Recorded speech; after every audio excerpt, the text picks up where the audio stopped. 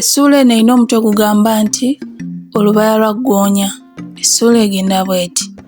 Amazooba gaali geetoolodde Manjika obukya tulaba omwami Piat Sololo era nga n'ensi tugimanyidde ate ne tutuukibwako ekyekanga ekirala.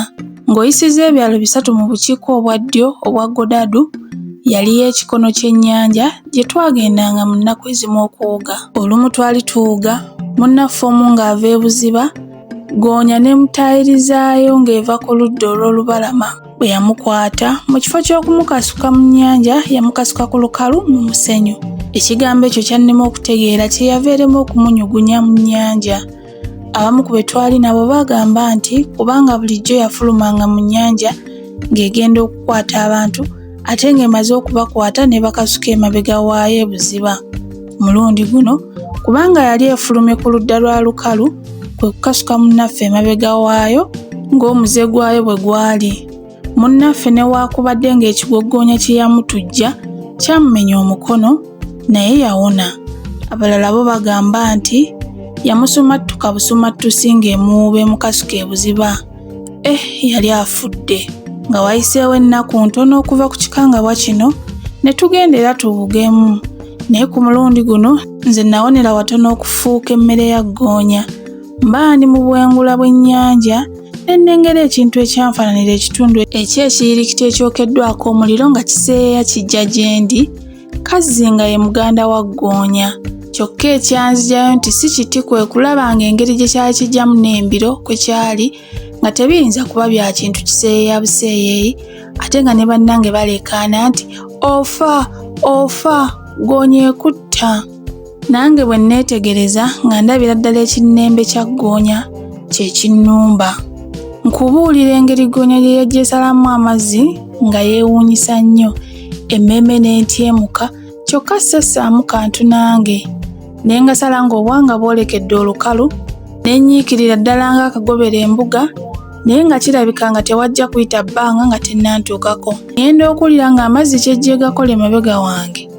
Entungo ggobe. Nze kwe kubbira. Bwe yatuuka weebadde nnengerera nga tendaba nayo neegeeyokya. Eba eri kumpi okuntuukako ne nzibulukayo. Ndowooza wano yampita wansi n'egenda mu maaso. Naye yalaba tendabayo n'ebbulukuka ng'olwo n'ennyanja efuukuuseemu. Bwe nalaba ejja gye ndi n'empuga nga ndaba e Buziba. Yali esigaza kinnya mpindi okuntuukako n'enzibira. Ate n'empuga nga ndaga ku lukalu. Nasooka kugibulankanya ne mba ng'alaga ku ddyo nga maze okugikuba eddolera n'ekimmooni ne ndaga ku lukalu.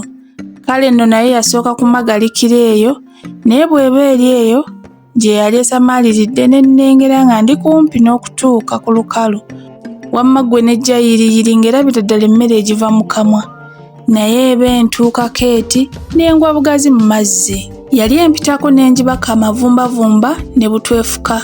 Mba nsituka nzibulukuke ne nninnya ku nkongolo n'entagala n'engwa nayo mu ddubi.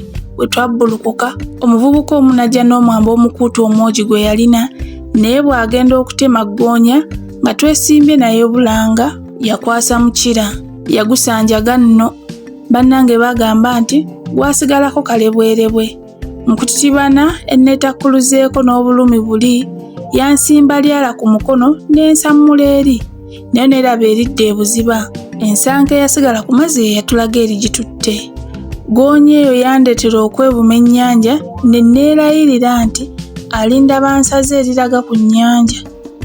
Yandekera ogupaapi gw'enkovu ku mukono na buli kati nkyagulina. Naye singa omuyimbi yali atuli kumpi yandigitadde mu kifo kya ggege nti Ggoonya erula Ggoonya erula. Baagitemako ekkira kikuggu. Eyajja ezannya bw'ekyo bwe yagenda oba nti Ggoonya yatemwako omukire ewungula kikuggu. Banne baayo bwe bawungula ebyasa ewungula kikuggu. Okuva ku lunaku Ggoonya lwe yali ensolobezza nali mmaliridde obutaddayo kuzannyira ku nnyanja naye mpozzi nga nneerabidde olugero lw'obujjajja nti atannafa. Okumasamasa kw'ekikangabwa ky'okuwonera Ggoonya awatono kwali kugenda kuggwerera nga kuzimirira mu mmeeme yange olw'ebirowoozo ebijja enfaafa. Ne tugenda n'emikolo ku nnyanja okwegulirayo ekyokuliira. Tuba tuli awo tulamuza ebyennyanja ng'abaana b'omwami bano Mu bo nga mulimu gwe twali tumanyi tebaalwanga batutegeeza nga bwe baali bagenda ku kikono ekimu ekyennyanja awali wali emmamba ezifa zokka beeswagireswagireyo ze banaaliira era ne batupiikiriza naffe tugende nabo. Bwe twawulira ettyanka ly'emmamba nga ziri eyo zidiibiida budiibiizi ate nga tetulina kinene kya nnyo kye tukola, ekinyegegyege ne kitukwata naffe ne tukkiriza okubeegattako. Olwo nze ne kye nneeyama nti ennyanja sirigiddira ne nkisuula mu guluka. Akataayi tekaasala na luggya nga ffenna eryato twali tuddemu dda, emyoko gisimbiddwa n'ate myalwawo. Kye sikulimbamu bwe ŋŋenda okukyusa nti amaaso emirundi ebiri nga tuli wakati mu bwengula bw'ennyanja, ffenna awamu tuli 10, abaana b'embuga 6, abalunnyanja 2 naffe 2. Olwo gattako n'akabwa. Abalunnyanja bataddemu oluyimba terwogezza nkasi kitalo butalo. Omu yayimbanga nti amazzi g'ennyanja, ffe ne twanukula nti mayengo, n'addamu nti bwe ngasala bwenti, ate ffenna naye nga kwali ne twanukulira wamu nti ne geeyiwa. Kyokka nno ye ng'ebigambo abisontera era ng'abitontomerera kumu, ebimu ng'abinyooleza era nga mulimba lwonna assaamu amagono n'ebisoko ebyaluwuumyanga ennyo. Nga twetengeredde wakati mu nnyanja, abalunnyanja ne bayimiriza eryato, omu ku bo n'atugamba nti kyonna kye mulaba mu nnyanja oba kyoba ki temukyogera. Ffenna ne tussa kimu ng'enkuyege nti weewaawo. Eryato lyaffe nga litandika buto okuseeyeeya, tuba tuvuzeeko ekitundu kinene ddala ne tulengera obusozi 2 naye nga bwewuunyisa bufaanana bulala, anti nga buli kintu ekiri ku kamu kye kiri ne ku kalala. Kale n'omu ku baana b'omwami ajja okusumattula ekigambo nti so obusozi nga bufaanana ng'obulongo. Twali twesiriikirizza nga batawulidde n'atuyita nti abange mmwe ŋŋamba obusozi obulinga obulongo buli mmwe temubulaba? Omulunnyanja n'amuwatukira nti saabagambye nti kye mulaba mu nnyanja temukyogera? Kyazira kukiggya mu kamwa, empewo ey'omuggundu sinziggu n'etandika okukunta n'amayengo ne geekulumula ne gatandika okubooyabooya eryato n'okulizinya oluguje. Ffenna ne tutegeerera ddala ng'okuwona kunaaba kulabira awo anti obwennyanja. Amazzi okutuyikako nga galinga ag'akabandagala okwokya, era nga bw'otunula mu nnyanja ng'olaba monna mutemereza ng'obumunyenye mu bbanga. Amayengo ne geeyongera okusituka n'entiisa, n'omuyaga ne gweyongera okuwuuma n'okuyira, ate ebyo ne byegattamu eggulu okumyansa n'okubwatuka. Abamu ku ffe ne basaba abalunnyanja bakyuse eryato tuddeyo, naye bo nga tebanyeenya wadde okunyega, nga tebakyafa na kuluŋŋama lyato wadde okuvuga oba okusena amazzi. Omu ne yeesiba embwaye mu kiwato mbw'afe nayo, era ne bakubagana amabega bafe nga tebalabagana ne munne. Nze n'emikolo ne tunyiikira ennyo okusena amazzi tugire nga tuwaazaawaza ku bulamu, newankubadde nga twalabika ng'abatengejjera obwereere. Ennyanja nga yeeyongedde okutabanguka n'embuyaga okwesooza, olufu lw'otalabangako ne lusituka mu nnyanja, anti nga kizibu okulaba munno akuliraanye, era nga buli kiseera tulowooza nti tunaawulira eryato lisekera ku njazi, naye twaweebwa ne litazisekerako. Olwo nno ab'emmeeme ez'entoozo z'abatabanguse dda, n'abamu embuga baabuuzizaayo dda.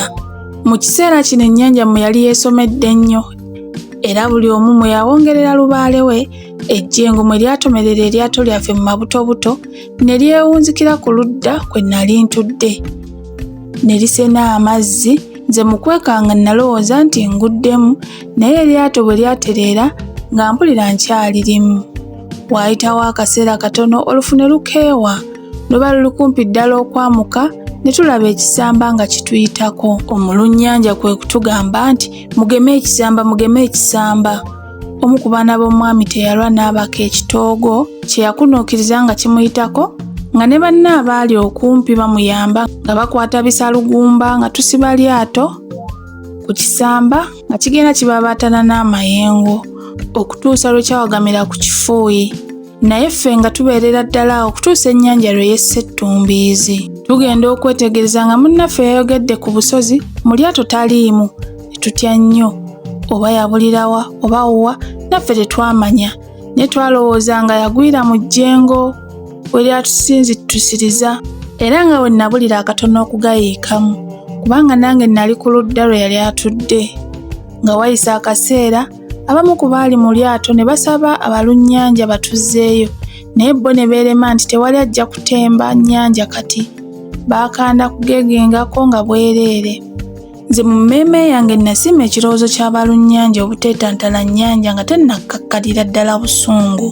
Bwe twava awo we twawagamira ne tugenda nga tuseeyeeya mpola nga tumagamaga akafo mwe tuneewogoma nnyanja okutuusa enkeera, kubanga kyalabika ng'obudde bwali bwemalawo. Nga wayiseewo akaseera ke twalabanga akawanvu olw'okutya n'okweraliikirira kwaffe, so ndowooza nga kaali katono ne tugoba. Tuba tukyakulisiganya okugira nga tukyewonye ku nnyanja. Engadya gye yawanuka mpaawo yamanyaayo ffenna okugenda okutemya n'okuzibula ng'ekutte embwa y'omulunnyanja ekikulubbya. Twakanda kukubirirako nga ye giyisa buyisa mu nderya, ebuuka nayo bibanda.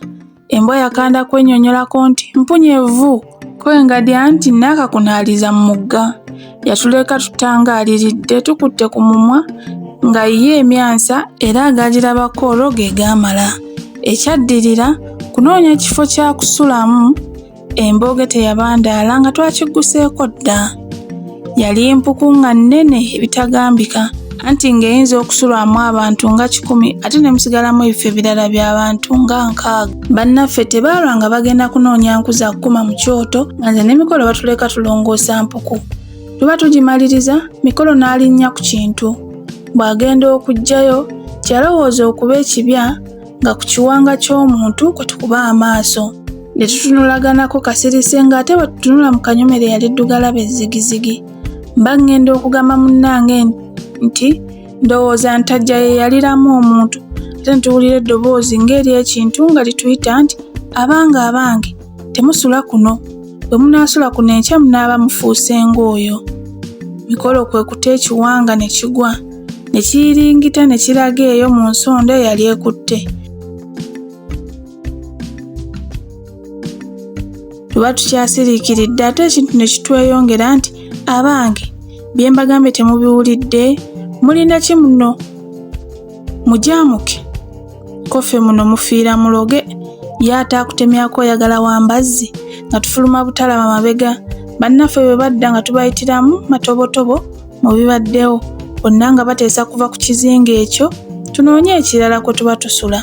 Naye waaliwo abaana b'omwami 2 nga bo bawalaze empaka nti tetujja kuleka mpuku nnungi bweti kugenda nga tuyengetana bw'ate tunoonya kifo kirala. Ebigambo obugambo eby'abana abatya abawulidde aganyonyi nga gasindogoma ne bagayita ekintu. Era ssebo kirinze ffe tuveewo ne kigamba bo, ye bakisanzeewo wabula nga batulimba bulimbi. Twagenda okuwulira nga kigolongotana ng'ekitomedde ebiwanga ebirala. Kale oba kiba kibe, twaleka bali mu mpuku abalenzi nnyini bagyeganzise nga tugolomola bwato bwaffe nga tulaga ku kizinga kirala, anti baalugera dda boosika ekitajja. Kizibu okunnyonnyola essanyu lye twafuna bwe twagoba ku kizinga ekyali kyesuddeko akabanga ku ekyo kwe twasooka okugoba. Ne tusangako abasajja abavubi 3 nga bakalirira ebyennyanja abaatujjanja b'ennyo nga baganda baabwe. Baatunyumiza bingi ku mizizo gy'oku nnyanja eyo, era ne batutegeeza nga ku kizinga kwe tuva bwe kwali kutasulwa oba okutwalibwako embwa n'evaako nga nnamu. Gyera abo mu byafaayo by'ekizinga ekyo baali tebawulirangako ku muntu yakisulako n'awona. Ne bakakasiza ddala nti ge tukubye ku bannaffe nga balamu nga tuva ku kizinga ekyo ge gamaze. Ebigambo byabwe tebyagwa butaka, kubanga obudde olwali okunyiimuulamu nga tugwa mu lyato nga tulaga ku kizinga gye twalese bannaffe tubajjeyo tulabe eryatuleese ng'obudde bukyali bubondeevu. Kyatubuukako, twagenda okutuuka ku mpuku ng'omulyango gwonna gubuutikiddwa ejjinja linywedde eggulugulu. Tugezezzaako mu ngeri nnyingi, tulinyeenyezzaako tulabe oba nga linaanyegenya nga buteerere. Tuwalanswaswa ku mazzi, tusimyeko mbu lwe linaavaawo nga busa liremeddewo. Tuwampanyizzaako ku kino na kiri, munnange nno byonna nga tufuuyira ndiga malenge, okutuusa ejjinja lye twalibuukako bukumbu ne tulaba liddaka. Abalunnyanja eryato lye baavuumuula ku mulundi ogwo naalijjukiranga bulijjo. Kaseera buseera kati nga twagobye dda mu mwalo gw'ewaffe, naye ndowooza kye bava balisiikuula nga tetunnagoba kubanga obudde bwali bukaalaamye nnyo.